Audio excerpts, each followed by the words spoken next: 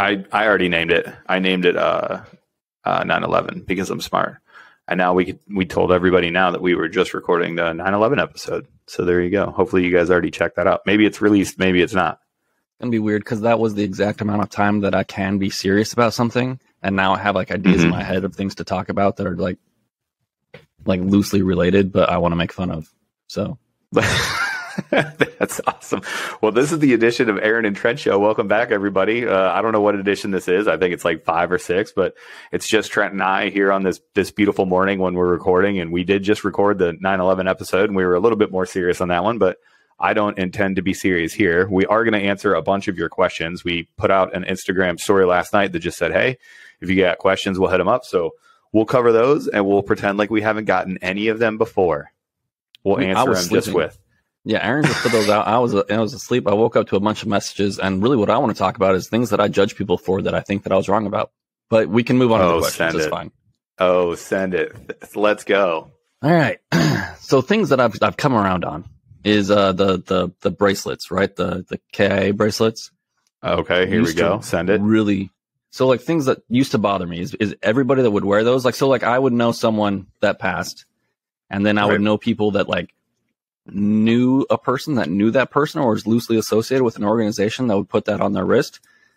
And that used to bother me, but it doesn't anymore because why did it bother kind of a grown up? Because I'm in my own head too much. I'll be like, I don't know if I knew that person well enough to wear a bracelet. Also, I'm never going to forget about that person. It's just not my thing. Okay.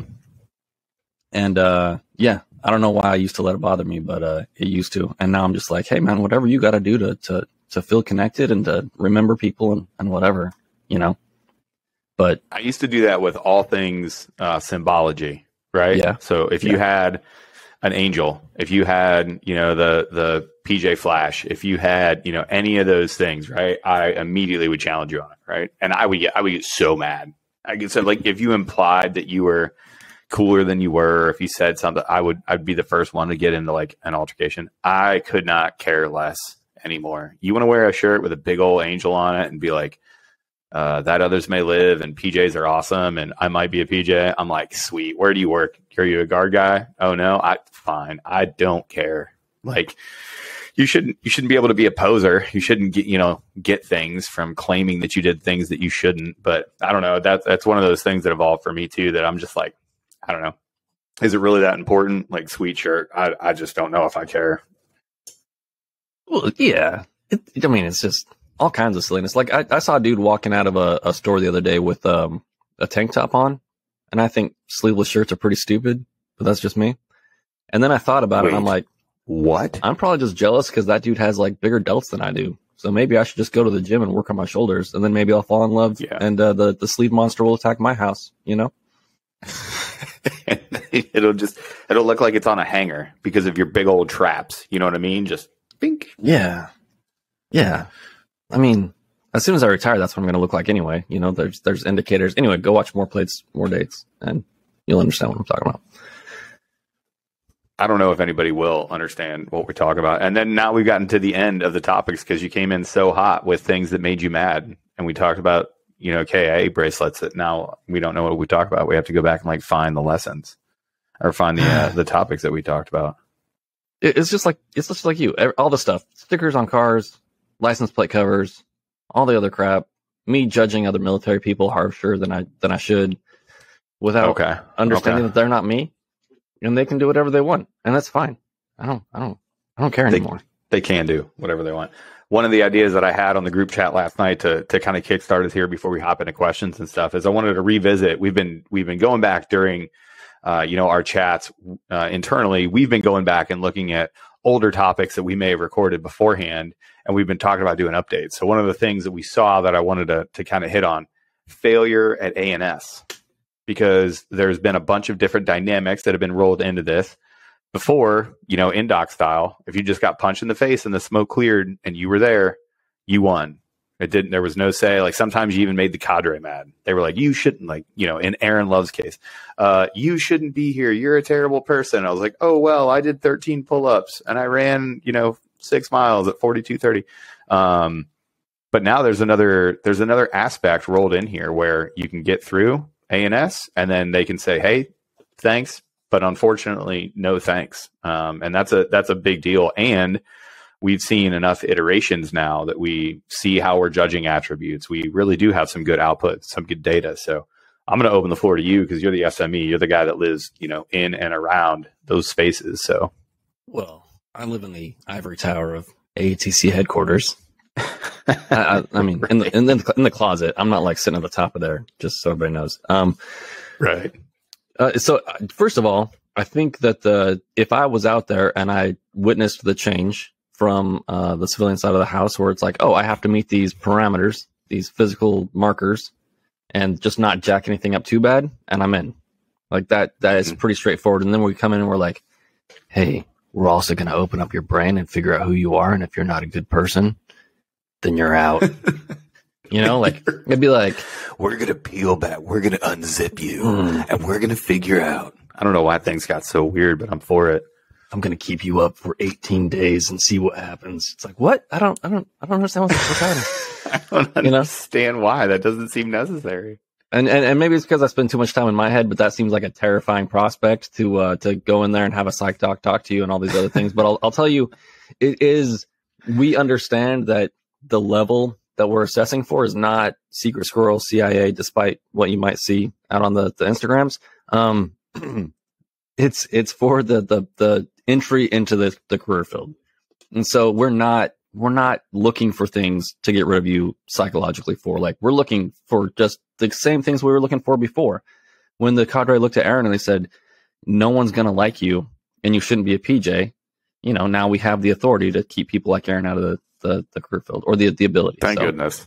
I know, right? No, yeah. And it was necessary because those guys were right. You know what I mean? Like, we had an interaction that I handled terribly. I was factually correct, but at the end of the day, does it really help? Does it really matter if you're factually correct? Unless you get support. And these instructors were correct. And now we give our instructors the support to make sure that, more people like me don't get in. Personally, I'm for it. And I wish it was retroactive. I wish they could just tell me, like, Aaron, get out of here. You're done. I'm waiting for someone to take this seriously and be like, Trent thinks that Aaron shouldn't be a PJ. Coming from a guy that went through like the legacy SAUT model. And if you don't know what that is, it wasn't difficult. And here I am talking crap to it. I mean, .grad. But I did get some good data though. And I don't want to talk about this before I forget about it and just start going down the train of ridiculousness. The path of ridiculousness. How could I go on a train? Anyway. I don't know. I was talking to some people out there and we were trying to figure out the physical indicators that we have for success in ANS. Okay. And the thing that we have correlated to success at ANS is, oddly enough, the runtime. So when you think about it, you do have to pick up heavy things, you have to carry things, you have to do all this, but the period of time that you have to do all these things, that you have to be efficient, you have to keep going and going and going. If you don't have that strong aerobic base, then you are going to struggle. Like, you're not doing things once. You're doing things over and over. You're not walking 100 meters with something. You're walking miles with something. And so I think when we did like the IFT, CFT, OFT episode, like if I was someone out there and I was looking at it, I'm like, oh, I only have to do like a 10, 20 mile and a half once. And I have to pass it once, once I get there. And then why would I do cardio after that? That's silly. Like, I can swim. Like, it's not that hard. Having that aerobic base. Do the Taylor Starch thing, build that up, make it huge. It's going to make everything better. It's going to make you more efficient. It's going to keep your mind clear. It's going to allow you to problem solve when you're tired. It's going to allow you to like get less sleep, but still function. So, if you listen to anything from this episode, like, this is my only serious piece of advice, build that aerobic baseline up. Dude, I listened to the Taylor Starch episodes. I don't know why. The timing was just weird. And I can't remember what was going on with me during the times, because Taylor came on back to back over the course of a couple weeks. He did, the 4 or 5 episodes and then all the shorts and all, the Instagram lives. I don't know where I was during that time, but I didn't get a chance to talk to him directly. But I have worked that training into my own personal training. Like I don't do any cardio now, less than really an hour. Like, I'm going in today to do my hour of cardio, and it's going to suck. By the end, my heart rate's going to be, nice and high, and I'll be sweaty and whatever else. But really, I'm trying to keep it in that zone 2, zone 3. I put more of those like, I do that probably 2 or 3 times a week, extra training, extra cardio sessions with what I'm doing. It has been the number one best thing that I've put in my training program. I feel so much better in every single scenario. Like I don't really get that winded doing Metcon style workouts. My weightlifting has gone nowhere. My weightlifting is improved. My overall durability, mobility, I just feel better. Like I don't feel nearly as like I have shoulder problems and back problems and all kinds of other stuff. I just had a back injury that I recovered from, and I feel better coming out of it. Like I feel great. I feel really good. And that's because of Taylor's chart. So shout out to that training. And it's really wild. Every once in a while, you'll find those things that directly correlate to success. Back in the INDOC model, one of the senior NCOs that worked there, from seeing thousands and thousands and thousands of students, he was like, he figured out that treading directly correlated to your success for WaterCon.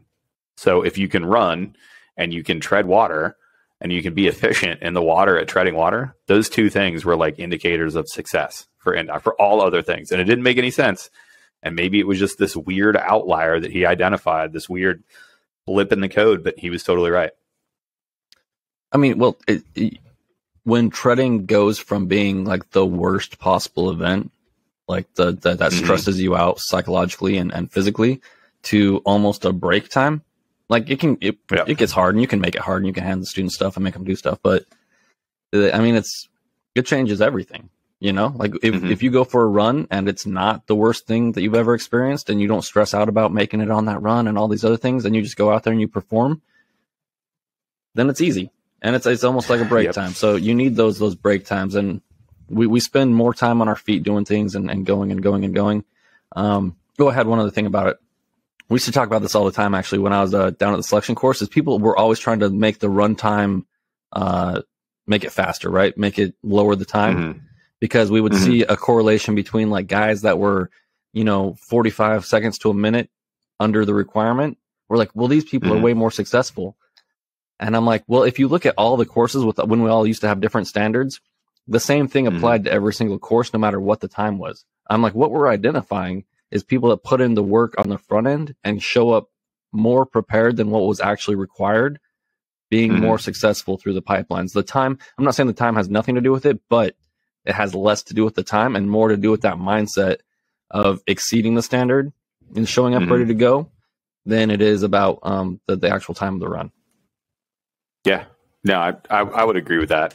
And it's easy to just be like, well, yeah, if you run faster, you're going to be more successful. Oh, okay. Like I understand why the people building, building the course would be like, oh, okay, well, if we make the runtime faster, then people would be more successful if that's what breeds success. But it's the same. It's the same as what you just said is 100%. That's an indicator that people showed up way ahead of where it is that they should have been, and then they were successful because of it. It wasn't necessarily because of the numbers on the stopwatch when they got finished with whatever distance they were doing. So yeah, well, and we program everything off of those like initial times too. So it's not like if we said everybody has to come in with a 1.5 mile time of 8 minutes, it's not like we don't change the rest of the run program, because we're like, oh, everybody's running 8 minutes, right, so now we can start running like 5-minute intervals and all this other stuff. We don't go back to the regular like 7.5, 8 minute intervals. That'd be silly. Right. All right, everybody, we're going to test out. You're going to come in running 8 minutes, and that's going to be the last 1.5 miles that we run. Okay. Get out of here. Pretty sweet. Okay. So run times, how to be successful, but what happens when they're not, right? So we're moving through ANS. There's a ton of psychological evaluations. There's a ton of observations, which is even more important, right? So you're very rarely, because you need a psych test to get in, right? So if there were problems with your mental health or psychological well-being for the program, we would have figured that out before now. The more important thing here is that when you talk to the psych docs, I say the stuff about the psych test to say you're probably not going to fail it, right? Like it's not going to be a thing where you walk into this thing and you just write it down, whatever. The psych team might look at it and go, it looks like they are going to have a problem with authority. We should make them a team member. We should see in this specific event, we should see how it is that they handle it. There's going to be things that they can look at from that test and go, that's interesting, or, give a recommendation plus or minus. But the more important part is the observation. It's the day to day of people watching you. And Trent, correct me if I'm wrong here, but everybody's given a number inside of ANS, right? So you have your roster number.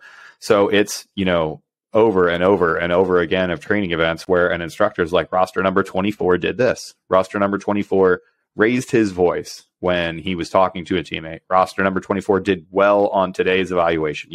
They're building this folder of information to get an entire picture of who you are.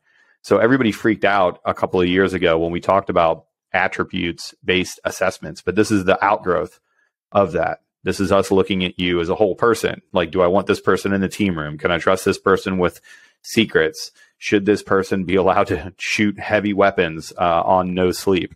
You know what I mean? Like, is this person capable of taking on the stresses of what it is that we do? And now we have enough data points to go, well, this is what these operators look like on the back end. These are what students do. This is what a good student looks like. And I don't think you're up to that bar. So now there's the possibility of, hey, we're through. I made all the physical stuff and here I stand, and have somebody look at you and go, not today, not selected. So what are the problems that you have been seeing with that, if any?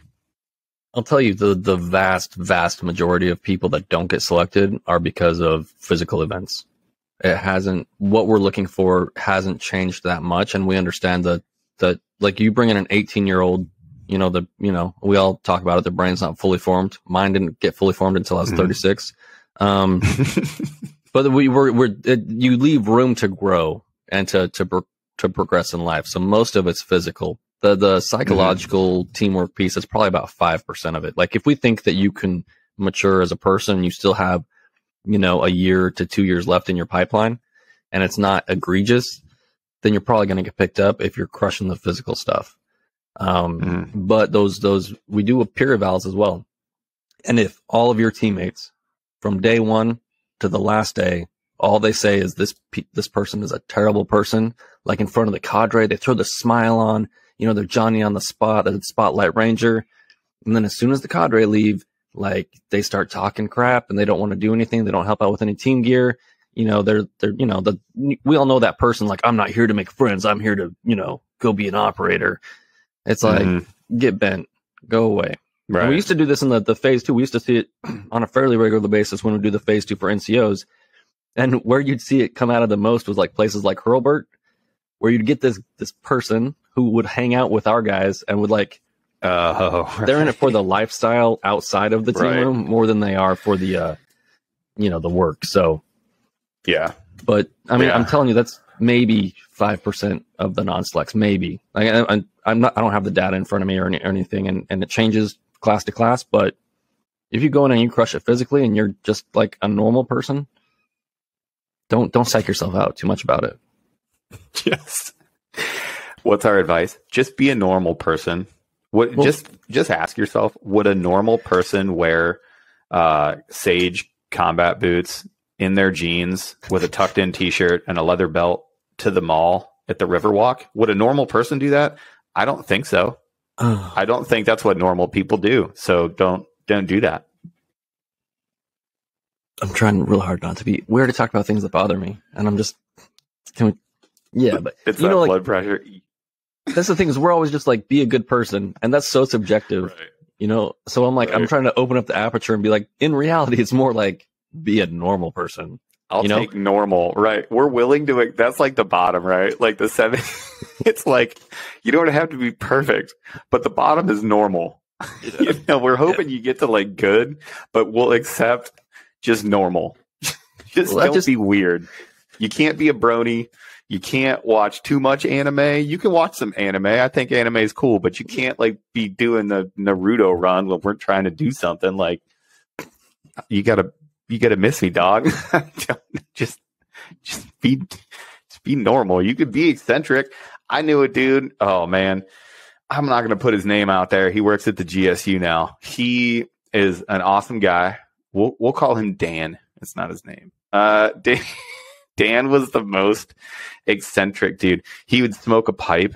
He wore clothing that would make you think that he was a hiker in Switzerland. We're like, why do you have lederhosen on? Like, are you are you German or something? He'd be like, no, I don't know. I like the way they look. And there was this hiker guy. He had like this big mustache and he had like really close cropped hair and these wired glasses. We would just be like, oh, look at me. I'm Dan. Look how eccentric I am. Have I reminded you today? Like, he had one pair of hiking boots that he would just get resold. Like, they were like a leather hiking boots, but he would go to a cobbler and have them resold. He's like, no, I've had these boots for 15 years. And you just be like, and the guy was an absolute hitter. He could shoot. He's great at medicine. He's a great tactician. But he was just like the super weirdest. And we were like, can you just be normal? And he just refused. Nah, dog. Those are some of my favorite people. It takes all types. Yeah. Okay, so like on the spectrum of normal, like, so it's just like the ASVAB, right? So the ASVAB requirement for all the career fields is 49. There are outliers that possibly could make it through the pipelines that score below 49 on the ASVAB. But it's a return on investment type of thing. We would have to bring in 4,000 of those people to get one. You know what I mean? So like on the spectrum of normal, you have to fall into a normal-ish range. And if you're way outside of that, then we might. Yeah. Nice. All right. So for those people that don't get selected, what would you think your advice would be? You can't just be like, well, be a better person, fix yourself as a person. They're going to get feedback. So let's talk about that process first. You're not selected for just no reason. They're not like, no, and then, you get out. You're going to get feedback from the team and you're going to have a chance to talk to the team and they're going to flesh that out. Are they given recommendations for how to get better? How does that go? Or, do you even have any knowledge of it? Yeah, it depends on what you're eliminated for, right? So if you're just not strong enough in the water, and understand that everything is on like a pretty accelerated timeline. It's the military. We're not like, hey, like I'm going to work with you for 8 months on your water because you're a good person. It's like, we just don't have time for it. So if your water centric, skill sets are just not there and that's not what you didn't get picked up for, you may have some options. You may, and I want to foot stomp this, you might get the opportunity to go TAC P. Maybe. Like that's happened in the past. But if it's all physical, they're just going to be like, hey man, and like I said too, like we don't have like a pile of instructors that are staring at you being like, I am your instructor for the day for your pipeline and I will give you personal feedback. It's like, hey, you failed here, here, and here. And so like, you need to work on it, like you can't ruck. So I want to say something about going TAC P real quick. Like, I don't want to interrupt your flow, but there was a long time where people would go to that and it was like a step down. People were like, oh, that's cool. I guess I couldn't make it as a controller. I'm going to go to TAC P. Holy crap. If you show up to TAC P school, if you show up to the TAC P world and you have that sort of look at you, they are going to grind you to death. They're going to kill you. Like, listen to me when I say it. Man, TAC P is a mature career field that attracts professionals that want to do only TAC P. If you think you're just going to have like some sort of fallback plan to where you're like, well, if I don't get what I want as a PJ or maybe as a controller, I'll just hop over to TAC P. Man, that is not the correct attitude. Like if in the case you don't make it through for whatever reason, like let's say it is water, let's say you wanted to be a PJ and it is the water that just you could not get over it, you couldn't meet the standard, okay, and they offer you to go to TAC P, you had better fight for that number one spot like it is your last shot in the world, because there's a whole bunch of people that train specifically for TAC P. For as much work that you put in to go to assessment and selection for pararescue or special reconnaissance or combat control, as much work as you put in, they put that in for TAC P and they're trying to bury you and you better perform. So let's get our minds right there. Like I always hated that when people, they used to do it with SEER too, back in the indoc time. No, SEER because the schoolhouses are right. Their tech training is super easy, right? How dare you? Yeah. And you would see people, that would leave the indoc classes, and every once in a while somebody would get approved to go over to the SEER indoctrination course or the SEER selection course, or the pre-course they had really done at San Antonio at the time. But they would go over there and they would just get absolutely destroyed, because if they had even the second that the instructors would kind of sense that they were just like, oh yeah, I'm just going to kind of breeze through this because I'm pretty good. I almost made it through. You know, I made it through week 4 of Indoc, so I'm pretty good. You know, like the instructors would just smash them. So just cautionary tale, everybody. That maybe a different perspective. And now that I've fully interrupted you, Trent, go ahead. What was I talking about? I don't remember. I don't remember. Yeah. So it depends on what you get washed out for. Otherwise, if you're not like there to, you know, if you're not meeting enough standards that we would recommend you for one of like TACP or one of the CMS courses, career fields, SEER or EOD, and Aaron makes a great point. It's not a step down. It's just different. Then you're just going to go to the Air Force. And that's what you're going to get. You're going to get that feedback. So if it's like a psychological thing, you might get something from the psych doc. But usually those people are just like eliminated. Like you're not, you know, we're going to pull you if it's egregious. And if not, like you just need to go work on probably mostly your physical stuff. And I'll tell you personally, like in my experience and from what I've seen, the more you work on the physical stuff, that helps with the psychological stuff a lot of times, unless you're truly psychotic, you know. And I think we've all met that person in the gym that you're really fit, but it just made you more crazy, you know? Just a complete psycho. And now you're just a really fit and capable psycho. Yeah. Which is exactly who we're looking for. You know what I mean? Yeah. Yeah. Well, we don't bring in the psycho. We create sociopaths. We don't bring in sociopaths. I think that's what we've always been told. Fantastic. That was the best possible end. So that kind of wraps up. We wanted to talk about the failure at ANS thing because it does happen now. So hopefully we're giving you the tools to avoid it, of course, because that's it. And what we're getting from this, guys and gals, we're going to foot stomp it. You know what is successful now. You know that a lower runtime correlates to a higher success rate because of the physical stress that you're able to take on, right? It's an indicator. Your cardiorespiratory fitness in relation to running is a good indicator for how successful you can be at ANS because we're asking you to stand on your feet all the time doing tiring tasks, and the bigger base you have, the better you're going to be. That's the bottom line here. So you know what to train for now, right? You know how to prioritize your things. So hopefully you're successful because after ANS, Trent, what comes after ANS? Pre-dive. Pre-dive. Yeah. What do you need for pre-dive? Well, for pre-dive, you're going to need some gear. What if we had a place where you could buy some gear, Trent? What about a place called a Athlete that actually had specific gear set up, like for PJ, for SPECWAR gear, like all kinds of AFSPECWAR gear? It would be super rad if you went to their website and it was actually labeled as that as well, and it has the equipment that you actually use in the pipeline. You're saying if I go to ataclete.com right now, so ataclete.com, ATACLETE.com, I could go to their catalog and I could say, I could find maybe stuff for U.S. Coast Guard rescue swimmer gear. Maybe I could find workout equipment. How about military ruck packs? They even have supplements on this site that you could use to get ready for the pipeline. Special Forces, Rangers, got them. SEALs, MARSOC, recon gear, got them. You can get everything you need, or you can buy it all separately. You can buy it all. Like if you just want a mask, you can get a mask. You just want a ruck, you can get a ruck. But if you want to get everything that you could possibly need to train for one of those pipelines, you get a whole pack too.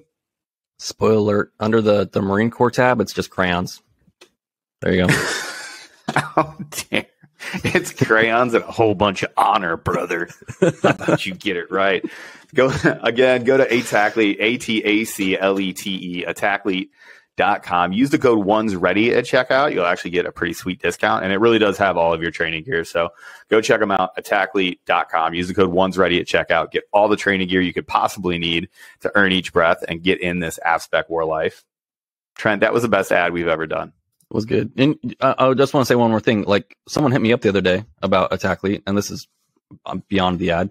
And they were like, hey, like they're out of my size. So I go over to Ataclete on Instagram. I'm like, hey, bro, when you getting restocked? He's like, next week. We had some things. Small companies have logistical chain problems sometimes, supply chain problems. Mm-hmm. Then I hit the guy up. I'm like, yeah, they'll have your size next week. And he's like, oh my goodness, that's so amazing. But like it might not always be super convenient, but it will be more personal working with some of these smaller vet-owned companies, you know? That's what I really enjoy about it. Yeah. And again, you get to vote with your wallet. I would rather, like, we know the guys that run Ataclete. That's why we're friends. So I would rather, if my friend cuts hair, guess what barber I'm going to? If my friend sells shoes, guess what I'm wearing? You know what I mean? I'd rather do that with my life. So we're going to transition. We're going to talk about some of these frequently asked questions, really the questions from the stickers. We're going to start off with this one because it's apropos. What do y'all think about Kazmet missing weight? He missed by 8 pounds. He missed by 8 pounds. He was supposed to weigh in at 170, weighed 178.5 or something, and was smiling about it. Like, okay, it's terrible. When people miss weight, I think of Tyler Minton all the time. Like, Tyler Minton's athletes don't miss weight. You know why? Because he's a professional. So I can't understand how you say you're a professional. Yeah, his attitude about it was what bothered me the most. And if you put me in front of a bunch of cameras and I know I'm about to be embarrassed, I might project the same attitude. But the physical markers that you typically see, you know, like when you'd see like Jose Aldo go out there trying to make weight back in the day when he wasn't doing it right, like the dude looked like he was about to die. I think, you know, Daniel Cormier almost died a few times and maybe had to grab onto a towel to steady himself to make weight a couple times. I'm not mad at that finesse. That was the most finesse of finesse. And every wrestler, it was like the Leo meme. As soon as he did that, every wrestler was like, oh, I see that. Yeah, no, I love it, DC. Don't hurt me.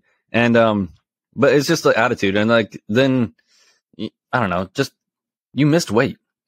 You're a professional. This isn't your first fight. You're not fighting in like some humdrum, like little promotion. Like, you're fighting Nate Diaz. And I know my household is buying the pay-per-view because of Nate Diaz. Like, we're huge fans. Like, well, now it's Nate and Tony. Like, now it's Nate and Kukui, which is fire. They should have fought a long time ago. Nate does not care. Kukui does not care. Those boys are going to get at it. And then, you know, Holland now gets Kazmet. How mad are you if you're Kevin Holland? Kazmet is going to kill Kevin Holland to death. He's going to murder kill him. I don't know. It's going to be a mauling, especially since he's not like reeling from cutting weight. Kazmet's just fine. He doesn't care. So I don't know.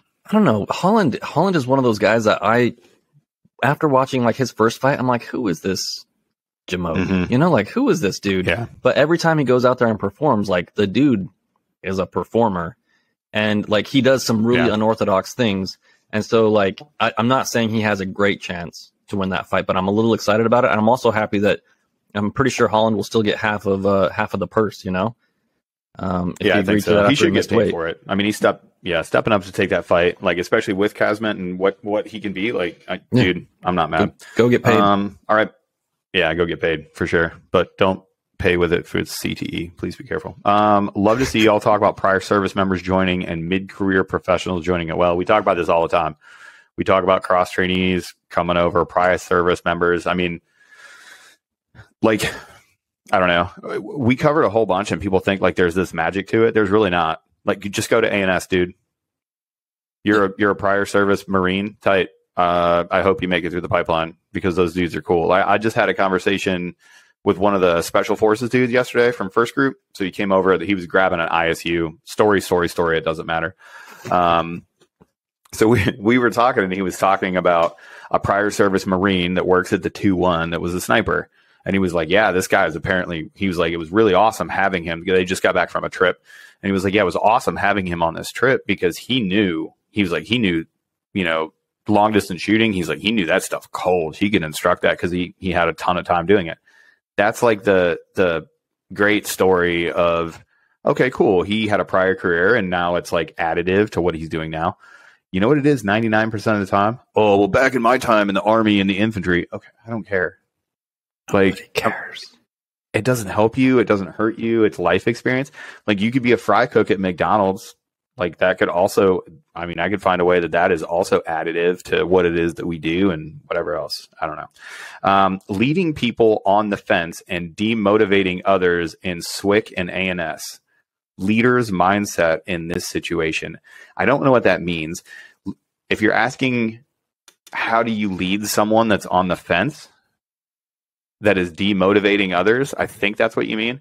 Like, how do you get them out of it? I'll open this one to you, Trent. How do you lead someone that is demotivated and it's dragging other people down? How do you get that person on your team? Well, do you really want them on your team? That's the first question I would ask. Fantastic answer. I love it. Continue. You gotta, this person needs to make a decision, because they're not making a decision. They're on the fence. They're like, like, I haven't quit yet, but I'm also just going to sit around here and make life miserable for everybody else. So that's when, especially from a peer environment, you have a lot of power. You have a lot of influence with this person to force them to make a decision. Like, dude, you either shut your mouth and you fall in line, or you can go away. Like, it's super easy. Get out. But like, you can't pitter patter around these problems. Like, if this person is actually affecting other people's chances to make it just because they're being a big old pain in the ass, like, get rid of them or make them fall in line. Like, that's it. You know what? That was the biggest lesson that I learned. People ask how my first couple of goes at Indoc and my second goes at Indoc were different. And one of the things that I said was, I really drew a line where I would only help people so far. The first time, I don't know how many times I'd stayed up to, this doesn't sound late, to 10 or 11 o'clock. That's late when you have to wake up at 4 to start your day. But, staying up till 10, 11 o'clock at night, having these heart-to-heart conversations about dudes that they're doing it for their mom, but they don't think they can go on any further. And then they were thinking about quitting the next day and all this other stuff. And we'd be like, no, man, you got to whatever. The second time when I went back, somebody would bring me that sort of problem. They'd be like, I just don't know if I want to be here. I'd be like, yeah, you need to figure that out, but you got to get out of our way. There's a bunch of people that know that they want to be here. So you need to either get on this train and we'll help you, or you need to get out of the way. If you're thinking about quitting, hey, that sucks, man. Like, I would never close my door as the NCOIC of my Indoc team. Like, I would never turn somebody away if they need help. But I'd be like, y'all, it's 7:30. I'm trying to lay down and go to bed right now. If y'all got things that you need to talk about, you hit me up at dinner. You got 3 hours in between when we get off training for the day and when I'm going to bed. You got 3 hours, homie. You got something that you need that's not an emergency, you better hit it up before 7:30 because I'm going to bed. If you don't think you want to be here, I don't know. Maybe you shouldn't be here. And that was a tough thing to say, but that's a really good answer. I'm glad that you answered the question that way, mainly because I agree. So therefore it's awesome. Noise reduction techniques and carrying gear. I'd say go to Grand Thumb. Counting Coup Tactical and Spiritus Systems is doing some awesome stuff for Recce. Recce is so hot right now. But check out Grand Thumb. Check out Counting Coup Tactical, Fred, Spiritus Systems. Those guys are crushing it. They know way better than I do. I won't even pretend to know. Would you like to say anything special or just because they're also awesome? What's that? The Roadies Plaid guys, also awesome. Yes. And if you need any outdoor gear, head up Eberly Stock. That's not an ad read. That's not a jump in. That's just me saying, hey, what's up, Eberly Stock? I love you. It just is. We talked about this a bunch of times. Leadership for retrainees coming back into the pipeline. What can we do to prepare? Be a good NCO. Be a good leader. There's no secret sauce here. Yeah. And it's just like what we said earlier. The biggest thing that you're going to run into, and I would tell retrainees and older guys at SWCC this thing, I'm like, the biggest challenge you're going to have here are the younger people that have a hard time dealing with confrontation, whether it's their home life or here, and then also putting that into words, so like they're still trying to figure it out and identify what's wrong with them and work those things out and mature and all these other things and ask a jabillion stupid questions. But don't wear yourself out. Don't do Aaron Love version 1. Do Aaron Love version 2. Right. Well, my one of my mentors, one of the people that I work for, he's a girl. I got to get him on here. He does listen to the podcast. So FR, if you're listening, what's up, sir? He has worn all 4 berets. That is a thing about him. So he was a TAC P and then a controller or a stow. No. So he's a TAC P and then a controller and then a PJ and then a crow. That's a lot of berets. It is a lot of berets. He's got a lot of hats. And what's funny? He doesn't care about the color of his hat, oddly enough. So anyway, I'll have to go back and look at that. I don't want to stolen valor on behalf of FR, but I believe that's the progression. Anyway, I totally lost my train of thought now that I was talking about. He was your mentor about leadership as a retrainee in the pipeline. Exactly. Thank you. So FR had something that initially on the outside of it, you would think is unpopular and you'd think like, oh, that guy's not a good leader. FR would say, he's like, listen, I've really only got the energy for about 3 people. that I can like truly care about and like mentor. And out of those 3 people, I can only really care about one. Like if I want one person, because he was talking about his staff of officers, right? So he was like, you know, he's got 7 or 8 officers. He's like, I have to look at this group of people. He's like, I can control you guys. I can tell you where to be, and I can give you policy on how to act. He's like, but if I want you truly to be better, I got to narrow that down to about 3 people. 3 people I can like guide in the same direction. Out of those 3 people, one of those people that I think is just the absolute superstar, I'm going to give, no kidding, guidance and mentorship and whatever. And it sounds like a thing where you're like shirking responsibility, or you get it into your head like, oh, well, we have to guide everybody and mentor everybody. You don't have the time for that. You don't have the energy for that. You have to be very deliberate, especially when you get to, and this is it's a douchebag comment, but it's me saying it, so that's synonymous. But me as the op soup, I don't have the time in my day. Sometimes I don't have the time in my day. I start every day with a to-do list, and that to-do list, 1, it grows longer as the day goes on, but 2, people are constantly walking into my office with new things, hitting me with drive-bys. And I do not have the luxury of being like, hey, man, I don't have time for this right now. I have to stop what I'm doing on my to-do list, and I have to engage with this person. And sometimes they need follow on from me, or they need me to engage right then for them. And they deserve to have somebody that answers it. But I do not have the time in my day to add mentorship. I can't mentor that person every single time. You have to be selective with the problems that you're addressing, and it has to be deliberate for your sake and for their sake. Well, I mean, it's like trickle down leadership, right? Like if FR is mentoring every single A1C, then like he's got no time. And also like it's not his job. His job is to take his, you know, majors and captains and turn them into decent people. And as those people interact with their senior NCOs, you know, and then those people interact with their, you know, NCOs and airmen, then the entire organization gets better. But if he like tries to help everybody, he's going to be exhausted, and it's not going to work. And everybody's going to be like, well, he said he was going to help me, and then like he didn't have time to actually help me, and then that doesn't do anything for you as a leader. But like you got to let it trickle down from wherever you are. Yeah. You have to establish a culture of leadership and mentorship and guidance and all that other stuff. So got to have somewhere. Let's see. Jiu-jitsu. How many times has Trent tapped? I mean, every time we've ever rolled ever. That is correct. Yeah. And like, how many times have you, like, I tap every time.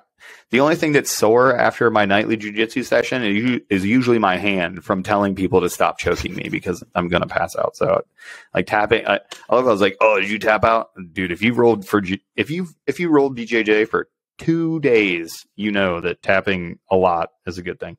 How many times I tap? Yeah. The question specifically is jiu-jitsu. How many times has Trent tapped? I don't know why. You don't even talk about rolling ever. Because I don't. I like to punch and kick things. Okay? Broski, I am under no illusion that if Aaron gets me to the ground, I will just start tapping. Like, if I find his foot down there, I'm going to start tapping it because I know it's about to happen. If he's not unconscious by the time we reach the ground, it's over. Like, I get it. We're a vertical environment sort of thing. It's not, the horizontal environment is not my thing. I will say though, there's some times that I'm laying down, but it's not because I'm tired. It's because I'm dehydrated. I hate being dehydrated. So thank goodness that we got partnered up with Hoist. I don't know if you know this, but it's IV level hydration. It's one of the only 3 products that are actually approved by the DoD. The premix was awesome. You know me, baby. I love those packets. What's your favorite more Hoist? ad reads than like we're just doing these. These too. aren't even planned. Yeah. No, I love Hoist. You know I love Hoist. I get the orange delivered to my house and also the dragon fruit.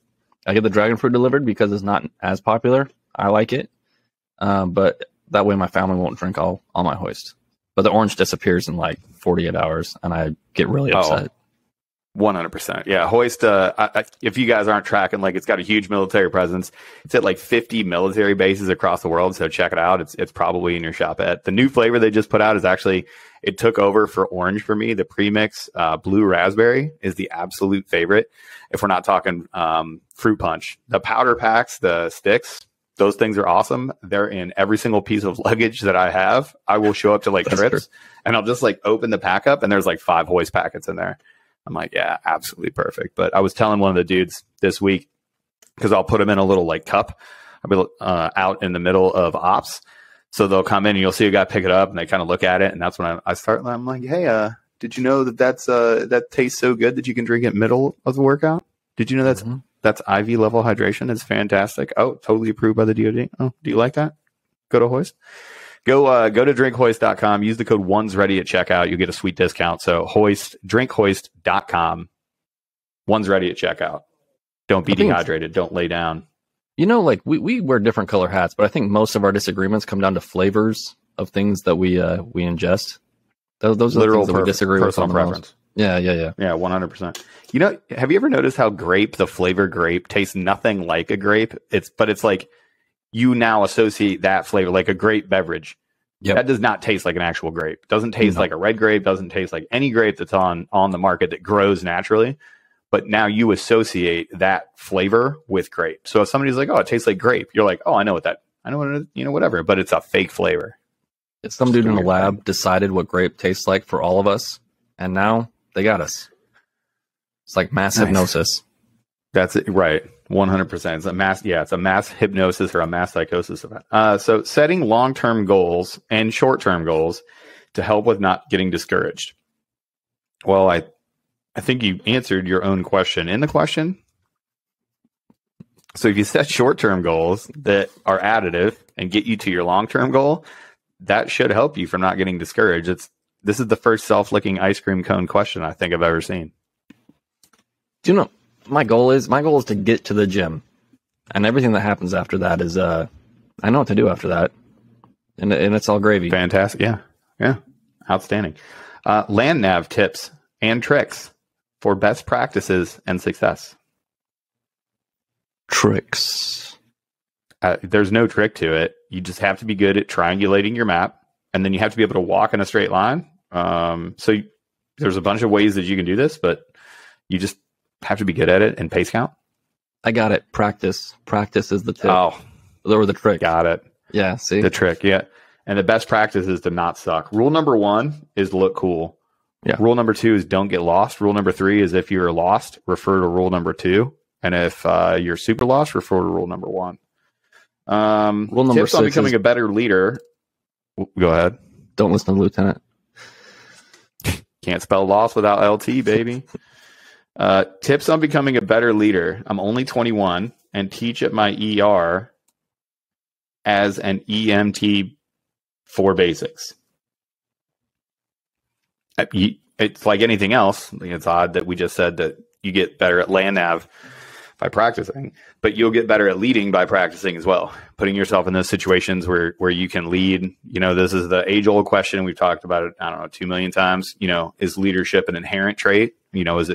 Is it just in you and you need to foster it, or can you train it, or if you're not a good leader, can you become one? You got to practice. I don't know if we want to. And leading and teaching are two different things. Yeah. So leading is more about who you are. Teaching is about preparation. So leading, you have to know who you are and what your goals are, and work through your leadership process through that algorithm of who you are and how you lead. But teaching is a preparation. If you show up and you're not prepared, you're not going to be a good teacher. Yeah, for sure. I had a really, really close friend that used to say that leadership is tricking other people into being their best selves.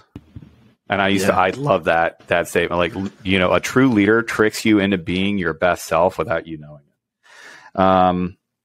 Negotiating new ideas, improvements to leaders and followers versus imposing. We got to work on your question asking skills, guys and gals. Like these are not how questions are. There's no question mark. There's not a lot of verbs. So what I think this question is getting after, how do you get new ideas and improvements out there to your followers and you don't want to impose your idea on people. You don't want to be directive and top down. You want to get your ideas out there in a way that they're accepted by your followers, and how to get those ideas to your leaders and have them listen. Well, I just made that up. I don't know.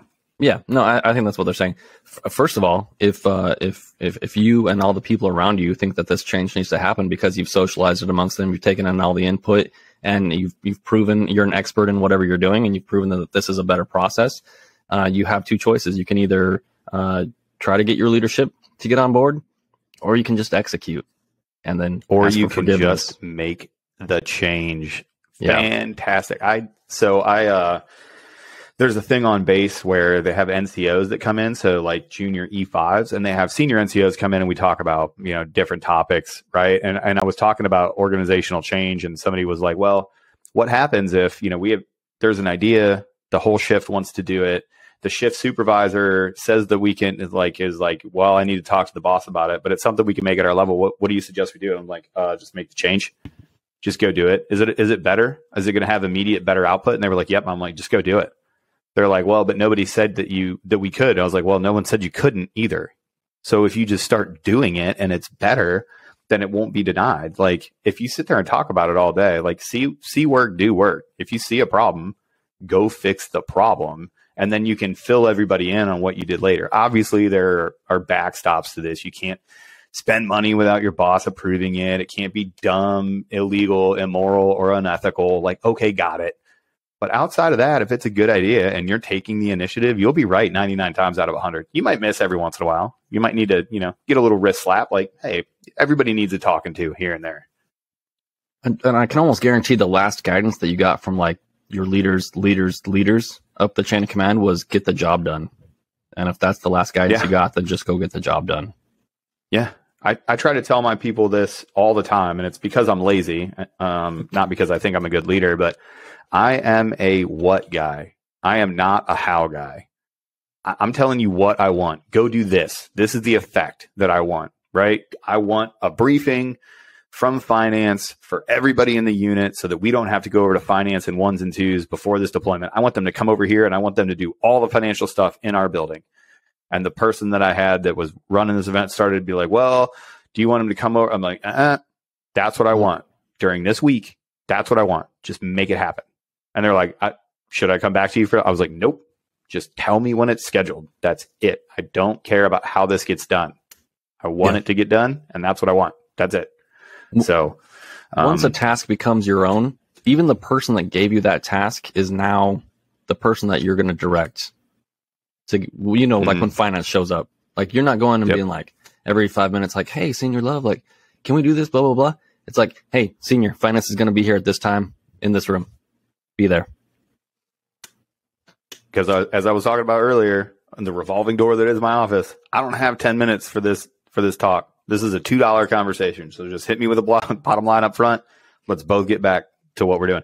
Now, the other nuance to this, and I do like it, is, that's what you do to leadership. Sometimes you just have to seize the initiative. You have to act without orders within your lane and within your scope and just go do. So the real nuance here, though, is, so let's say you have a great idea and you're in a position of leadership and you don't want to direct it.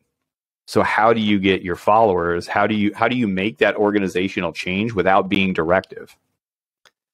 Well, obviously I have opinions, and I'm trying real hard to get these out. You have to make sure it's a good idea. So as an organizational leader, if the organization is fairly large, then you need to go around to all your people and say you have this idea like that's growing in your head. I'm going to go around to the head of every department in my building, and talk to them about their problems and all these other things. And my idea is probably going to change as I receive input from everybody. And then I'm going to call everybody together after I've talked to everybody individually. And then I'm going to be like, hey, I want to institute this change, and this is how it benefits everybody here. Or I'm thinking about making this change. And this is how we're thinking about rolling it out. And this is how we've talked to everybody, not necessarily about the idea, but then it's like, hey, if we do this, we're going to benefit everybody, and we're going to basically do your homework and make it good for everybody else, but you may not know if it's a great idea until you do that. Sorry. Right. Well, no. And I want to clarify something. It might not be the best for everybody. It might be the best for most people, or it might be the best possible out of a bunch of bad scenarios. It might be the best bad scenario that you can pick as well. So I'll ask, what do you do? How do you approach it when you have, let's say there's, let's put this in A&S, right? Because this really came from somebody that's looking to go into these early leadership positions and, you know, getting people to follow them and stuff. So let's say that you got a couple people that aren't in line with you. You're there at ANS, you have this idea, you're the leader, or you're in a leadership position, and you say, hey, I want to do this thing. I think it's going to be the best for most people, and there are a couple people that are just not cool. Do you need 100% consensus to move forward with your plan? No. And so if you have bad news, how do you get those people on board? You tell them this is what we're doing, but you have to also. Usually, if you have like the naysayers or the boo-hooers or whatever, like they just want to be heard. It's more about you just have to be like, hey, I understand that this is not what you want to do. I understand that this is going to affect you in this way, X, Y, and Z. But this is what the team is doing. And if we don't execute as a team, then we're all going to get crushed. So, and you just got to give them an opportunity to talk sometimes. But like, if you've